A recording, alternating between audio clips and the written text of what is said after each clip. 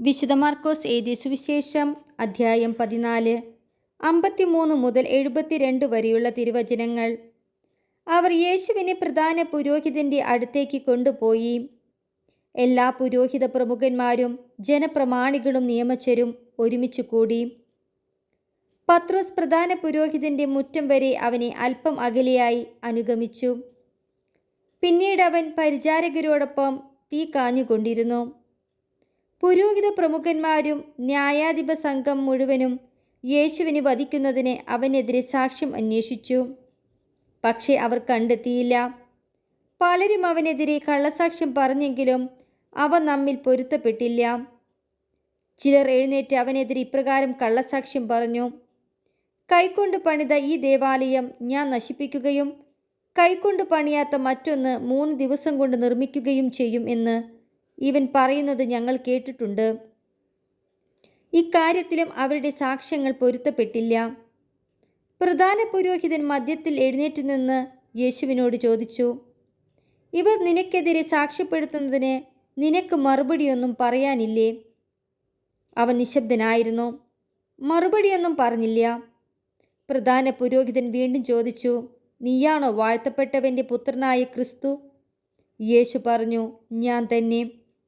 മനുഷ്യപുത്രൻ ശക്തിയുടെ വലതുഭാഗത്ത് ഉപവിഷ്ടനായിരിക്കുന്നതും വാനമേഘങ്ങളിൽ വരുന്നതും നിങ്ങൾ കാണും. അപ്പോൾ പ്രധാന പുരോഹിതൻ വസ്ത്രം വലിച്ചു കീറിക്കൊണ്ട് പറഞ്ഞു: ഇനി സാക്ഷികളെ കൊണ്ട് നമുക്ക് എന്താവശ്യം? ദൈവദൂഷണം നിങ്ങൾ കേട്ടുവല്ലോ. നിങ്ങൾക്ക് എന്തു തോന്നുന്നു? അവൻ മരണത്തിന് അർഹനാണെന്ന് അവരെല്ലാവരും വിധിച്ചു.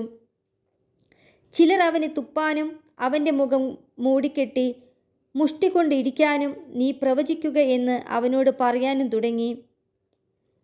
ഭൃത്യന്മാർ അവൻ്റെ ചെകിട്ട് തടിച്ചു. പത്രോസ് താഴെ മുറ്റത്തിരിക്കുമ്പോൾ പ്രധാന പുരോഹിതൻ്റെ പരിചാരകന്മാരിൽ ഒരുവൾ വന്ന് അവൻ തീ കാഞ്ഞുകൊണ്ടിരിക്കുന്നത് കണ്ട് അവനെ നോക്കി പറഞ്ഞു: നീയും നസറായനായ യേശുവിൻ്റെ കൂടെയായിരുന്നല്ലോ.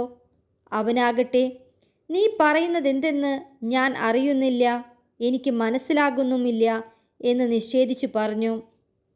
പിന്നെ അവൻ പുറത്ത് പടിവാതിൽക്കലേക്ക് പോയി. ആ പരിചാരിക അവനെ പിന്നെയും കണ്ടപ്പോൾ അടുത്തു നിന്നവരോട് പറഞ്ഞു: ഇവൻ അവരിൽ ഒരുവനാണ്. അവൻ വീണ്ടും അത് നിഷേധിച്ചു.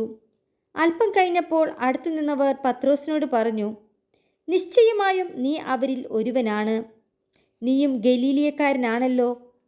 നിങ്ങൾ പറയുന്ന ആ മനുഷ്യനെ ഞാൻ അറിയുന്നില്ല എന്ന് പറഞ്ഞ് അവൻ ശപിക്കാനും ആണയിടുവാനും തുടങ്ങി.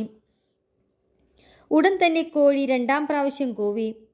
കോഴി 2 പ്രാവശ്യം കൂവുന്നതിന് മുമ്പ് നീ 3 പ്രാവശ്യം എന്നെ നിഷേധിക്കുമെന്ന് യേശു പറഞ്ഞ വാക്ക് അപ്പോൾ പത്രോസ് ഓർമ്മിച്ചു. അവൻ ഉള്ളുരുകി കരഞ്ഞു.